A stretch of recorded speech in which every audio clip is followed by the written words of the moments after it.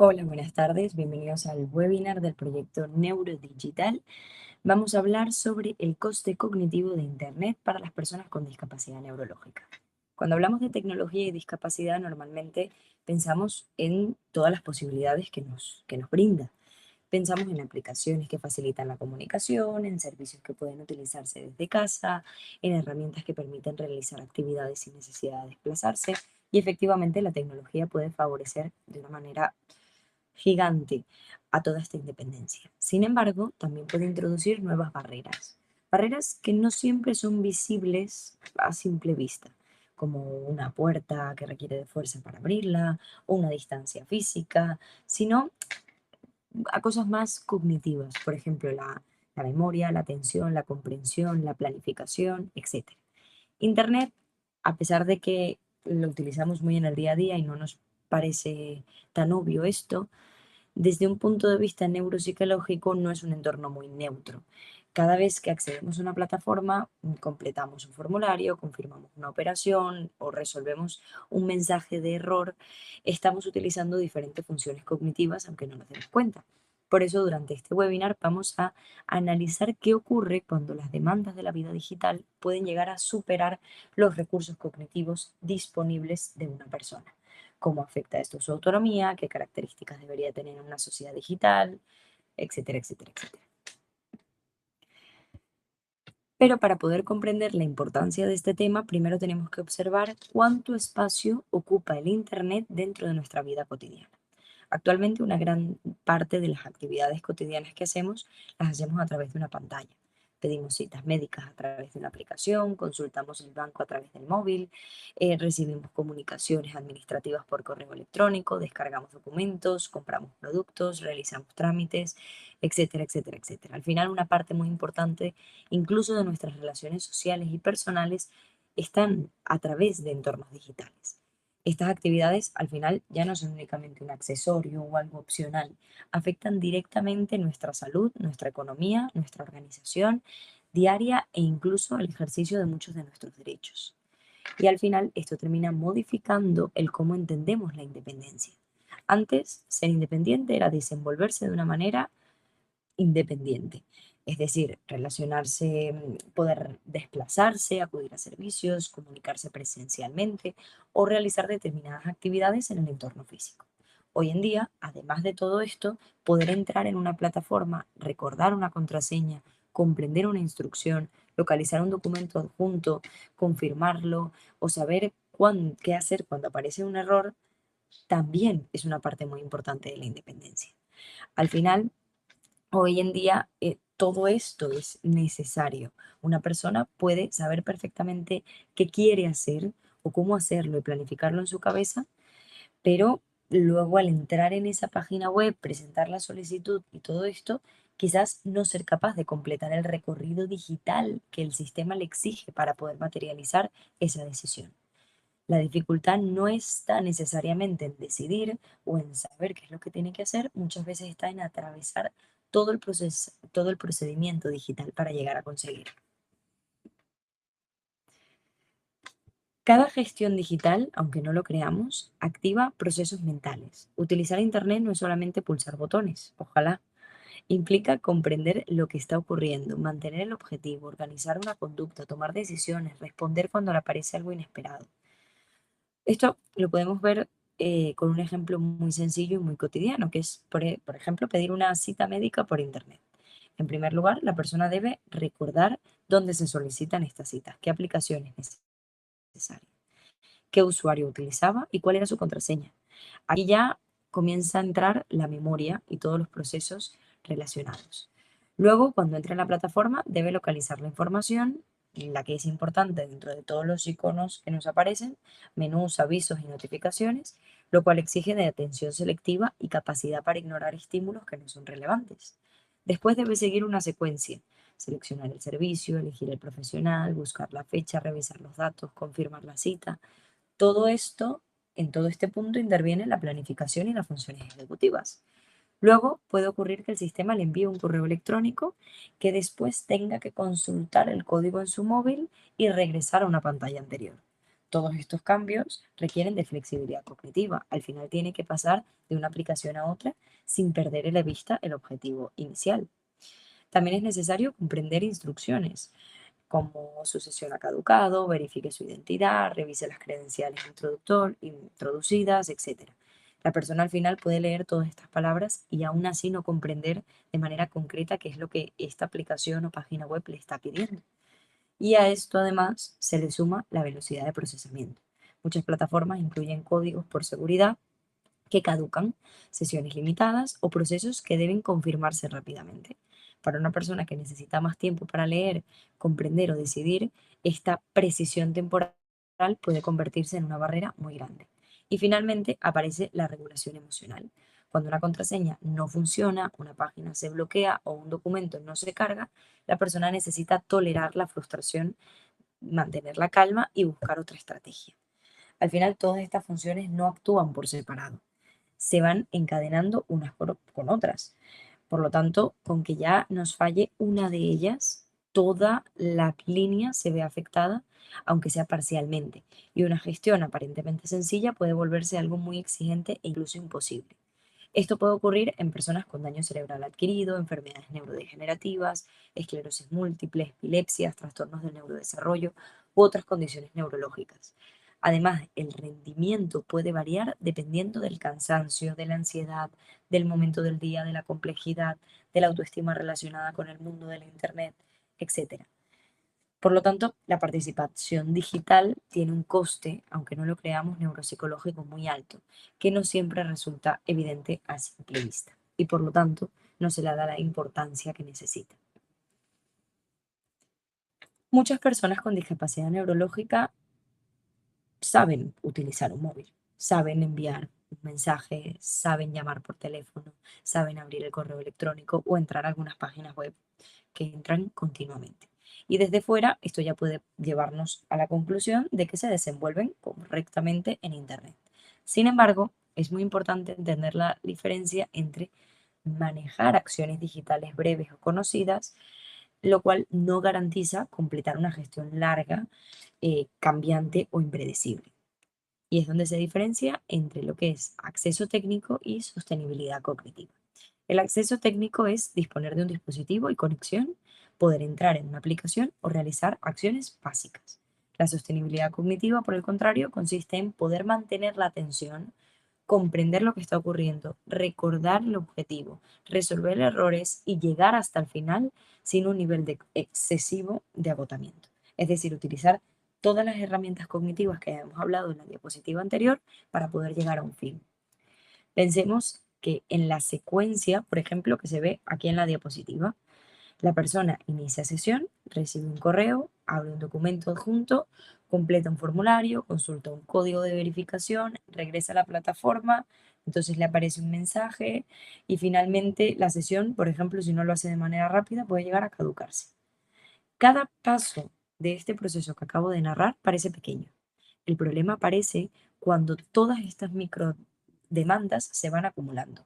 Una contraseña que no recuerda, un código que es temporal, un cambio de pantalla, un archivo que debe localizarse, una instrucción ambigua o una sesión que se cierra y no saben qué deben hacer después. Por separado pueden parecer obstáculos menores para una persona, por ejemplo, que cognitivamente funciona de una manera un poco más rápida. Juntas pueden sobrepasar la capacidad de las personas, de una persona con estas condiciones. Es en este momento que aparecen frases como, por ejemplo, esto me supera, me pierdo, mejor hazlo tú por mí, no lo he hecho bien, prefiero que lo haga otra persona, etc. Estas frases al final no reflejan falta de interés, ni falta de inteligencia o rechazos por las tecnologías. Reflejan la experiencia de una persona que está intentando desenvolverse con mucho esfuerzo en un entorno que le exige más recursos cognitivos de los que puede utilizar en ese momento, de los que puede emplear por lo menos de manera sostenida. Por lo tanto, la pregunta relevante no es únicamente si la persona sabe utilizar Internet, debemos preguntarnos si puede permanecer dentro del proceso con claridad, continuidad, seguridad y calma. Y por lo tanto, tenemos que entender que una de las grandes ventajas de la digitalización es que permite realizar muchas gestiones sin desplazarse. Eso es obvio y todos lo sabemos. Para una persona con dificultades motoras, fatiga, dolor, dependencia de transporte o problemas para acceder físicamente a determinados servicios, poder hacer un trámite desde casa es una mejora súper importante e indispensable.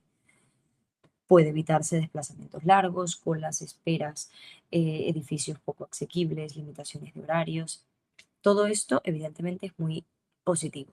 Sin embargo, la desaparición de la barrera física no significa necesariamente que la actividad se haya vuelto totalmente asequible. En algunas ocasiones, la dificultad simplemente cambia de forma, deja de ser física y empieza a ser cognitiva. La persona ya no tiene que acudir a la oficina, pero debe recordar muchas contraseñas, ya no necesita entregar un documento en papel, pero debe encontrarlo dentro de su correo, descargarlo y saber adjuntarlo, comprobar el formato, etcétera, etcétera. Antes podía mostrar un documento a una persona y preguntar, ¿esto es lo que tengo que entregar? Y si no es esto, ayúdame a encontrarlo. Y todo esto de manera presencial, de persona a persona. En una plataforma digital, quizás únicamente recibe un mensaje de este formato no es el admitido, sin explicarle qué debe hacer a continuación, cómo encontrar ese formato, cómo descargarlo en ese formato. Las barreras físicas suelen ser más visibles y reconocidas de manera social. Podemos identificarlas como una escalera, una distancia excesiva, una puerta muy estrecha, pero las barreras cognitivas digitales son menos evidentes, se esconden detrás de expresiones como solo tienes que rellenar el formulario, solo tienes que introducir el código, solo tienes que subir el archivo o acordarte de tu contraseña. Ese solo puede contener una secuencia muy compleja, como decíamos antes, de memoria, anticipación, planificación, atención, comprensión, velocidad de procesamiento e incluso regulación emocional. Por eso no se trata de rechazar la digitalización, ni idealizar tampoco los procesos presenciales. La tecnología, evidentemente, sabemos que puede mejorar enormemente la independencia física de las personas, pero el reto es evitar que esa mejora genere nuevas formas de dependencia cognitiva. Una tecnología asequible debe ser comprensible, predecible, flexible y capaz de adaptarse a los ritmos de distintos usuarios que lo utilizan. Cuando una gestión digital se complica, la persona no solamente, y esto es muy importante, corre el riesgo de perder la cita, de abandonar el formulario o de bloquear una cuenta. También puede verse afectada su autoestima, su confianza y su percepción, sobre todo la percepción que tiene de sí mismo de ser capaz para gestionar su propia vida. Vivimos en una sociedad que, como decía antes, presenta la tecnología como algo rápido, sencillo e intuitivo. Se habla de trámites que pueden resolverse en minutos y en pocos clics. Sin embargo, cuando una persona necesita más tiempo, se equivoca o no comprende qué debe hacer, interpretar la dificultad puede ser valorado como un fracaso personal. No soy capaz, todo el mundo puede menos yo. Esto debería de hacerse de manera sencilla, solo con unos clics. La dificultad cognitiva y la relación emocional al final poco a poco se les van retroalimentando y al final la ansiedad aumenta un montón y por lo tanto disminuye la capacidad para atender, para procesar, para pedir ayuda, etcétera, etcétera. Por otro lado, las prisas pueden llegar a aumentar los errores. El miedo a equivocarse hace que la persona dude más y cada intento fallido les reafirma este pensamiento intrusivo y les refuerza la sensación de incapacidad. Por otro lado, también aparece el miedo a tocar donde no es, a realizar un pago erróneo, a borrar información, a caer en una estafa. Ante esta inseguridad, muchas personas empiezan a evitar gestiones digitales, a delegarlo en otras personas de su círculo y por lo tanto perder independencia. Porque esta evitación al final puede generar un círculo acumulativo. Cuanto menos participa, menos confianza tiene, cuanto menos confianza tiene, más lo evita, cuanto más lo evita, mayor dependencia, etc. Pedir ayuda tampoco les es demasiado sencillo. Hay diferentes pacientes que verbalizan que muchas gestiones implican compartir contraseñas con personas que no necesariamente tienen que ser de su confianza, compartir información bancaria con otras personas, informes médicos, comunicaciones personales. Y al final el sujeto, a pesar de necesitar ayuda, puede sentir al mismo tiempo que está perdiendo tanto su privacidad como el control sobre sus gestiones. Por eso, el modo en el que acompañamos marca la diferencia y esto es fundamental que lo entendamos. No es lo mismo decir, déjame que ya lo hago yo, que vamos a revisar juntos qué te está pidiendo la pantalla. Vamos a entender qué es lo que te está diciendo que hagamos. Acompañar al final significa explicar todo el proceso con calma, validar la dificultad sin juzgarles, proteger su privacidad y permitirle a la persona que mantenga la mayor participación posible, que sienta que es parte del proceso, que sienta que puede conseguirlo. No debemos sustituir automáticamente a la persona, debemos apoyarla para que comprenda, decida y conserve el control. Al final, el coste cognitivo de Internet no termina cuando se apaga la pantalla. Eso es súper importante entenderlo. Continúa en el cómo se siente la persona después de intentarlo. Más segura o más vulnerable, más capaz, más dependiente. Y por eso podemos afirmar que una mayor seguridad emocional también favorece a una mayor independencia real, en todos los sentidos, incluyendo en el tecnológico. Por otro lado, la vida independiente no significa hacer absolutamente todo sin ayuda. Eso es necesario que quede muy claro. Todas las personas necesitamos apoyo en determinados momentos. La cuestión fundamental es si esos apoyos permiten que la persona conserve su capacidad de decisión, su comprensión y su participación. Actualmente, como decíamos antes, pedir una cita, consultar una comunicación, realizar una operación bancaria, todo esto requiere de procesos tecnológicos. Cuando Internet no es cognitivamente habitable, como comentábamos, la independencia queda condicionada. La persona puede saber perfectamente lo que quiere hacer, pero no ser capaz de completarlo. Y por lo tanto, la dificultad no siempre es la decisión, sino la ejecución. Y esta dependencia digital puede aparecer de diferentes maneras. Puede ser explícita cuando otra persona realiza directamente el trámite, puede ser más sutil cuando la persona que necesita que alguien permanezca a su lado revise la información, confirme que lo ha hecho bien, confirme que le da el botón, etcétera, etcétera, etcétera. También puede aparecer mediante la evitación. Hay personas que simplemente abandona, dice prefiero que me lo hagas tú, mejor empieza tú que igual yo me equivoco, etcétera, etcétera. Lo importante no es eliminar todos los apoyos, porque repito, todos en diferentes cosas necesitamos ayuda y pueden no necesariamente ser nuestro fuerte. Pero aquí es donde entra el juego las cuestiones fundamentales, como puede ser proporcionarles esa ayuda de manera respetuosa, respetando también su privacidad y su dignidad. Cuando alguien necesita ayuda para acceder a, por ejemplo, a su banco, a su historia clínica o a una comunicación personal, puede verse obligado a compartir esa información contigo por estarle ayudando. Es tu responsabilidad darle ese espacio, ayudarle y dejarle solo cuando lo necesita, decirle no te preocupes que te dejo para que lo puedas mirar, por ejemplo. Todo esto es necesario para que la persona sienta que pedir ayuda no es algo que le exponga, por ejemplo.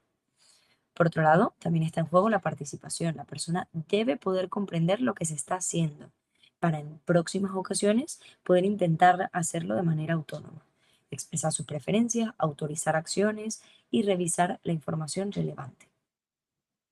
Una persona con dificultades de memoria, por ejemplo, puede necesitar mayor estabilidad y recordatorios. Alguien con alteraciones ejecutivas puede necesitar procesos más lineales y claramente secuenciados. Una persona con lentitud de procesamiento puede requerir más tiempo. Alguien con dificultades de comprensión puede necesitar mensajes más concretos. Al final, debería de haber adaptaciones para cada uno de estos perfiles, o por lo menos los que estamos cerca de ellos para ayudarles, saber en qué debemos brindarles ese apoyo y en qué debemos incitarles a desarrollar esa independencia. Una sociedad digital inclusiva debe permitir participar a todo el mundo con sus diferentes ritmos y distintos tipos de apoyo, sin que la persona pierda el control sobre su propia vida. Porque participar en igualdad de condiciones no necesariamente significa llegar más rápido, significa llegar. A lo largo de todo este webinar hemos visto que la vida digital exige funciones cognitivas complejas. Como decía, memoria, atención, comprensión, planificación, velocidad de procesamiento, flexibilidad y regulación emocional. Hemos visto también que la dificultad no siempre es usar Internet, sino sostener sus demandas cognitivas desde el principio hasta el final. Lo que antes podía ser una barrera física puede transformarse en una barrera cognitiva menos visible, pero igualmente real. Además, estas dificultades tienen un impacto emocional muy importante. Pueden generar frustración, ansiedad, vergüenza, evitación y pérdida de autoconfianza. Y finalmente también hemos visto que la vida independiente hoy también incluye poder habitar en Internet con dignidad, seguridad y sentimiento de control. Por eso, ante cualquier proceso digital deberíamos formularnos como sociedad las siguientes preguntas. ¿Qué coste cognitivo creo que tiene este proceso? ¿Las instrucciones indican claramente lo que se debe hacer? ¿Existe la posibilidad de revisar, pausar, corregir una acción? ¿Qué grado de control conserva la persona sobre sus decisiones en caso de que necesite ayuda? ¿La tecnología está facilitando realmente su participación o quizás genera una nueva forma de dependencia? Una tecnología orientada a la vida independiente no es aquella que obliga a la persona a adaptarse a cualquier coste a esta nueva manera de hacer las cosas. Es aquella que amplía sus posibilidades sin exigirle funcionar como si no tuviera dificultades neurológicas. El reto es construir una sociedad digital pensada desde la diversidad cognitiva, que respete distintos ritmos, que permita disponer de más tiempo, que ofrezca apoyos proporcionales, que garantice privacidad, dignidad y control, que entienda que existe más de un tipo de cerebro. Y sobre todo una sociedad digital que promueva la participación activa de la persona en lugar de sustituirla automáticamente por otra persona. Una sociedad digital verdaderamente inclusiva es aquella que permite que cada persona pueda participar, decidir y vivir con dignidad, también en Internet. La tecnología puede acercar servicios, facilitar actividades, ampliar posibilidades, pero solo favorecerá la independencia si las personas pueden utilizarla, comprenderla y utilizarla a través de la seguridad y el control. No deberíamos pedir a las personas que se adapten a cualquier costo. Deberíamos construir procesos capaces de adaptarse a ellos, a la diversidad de quienes la utilizan. Porque una tecnología verdaderamente orientada a la independencia no es aquella que sustituye ni obliga, es aquella que permite participar con los apoyos necesarios, conservando su voz, sus decisiones y su dignidad. Muchísimas gracias por vuestra atención. Os espero en el siguiente webinar y espero que os haya gustado.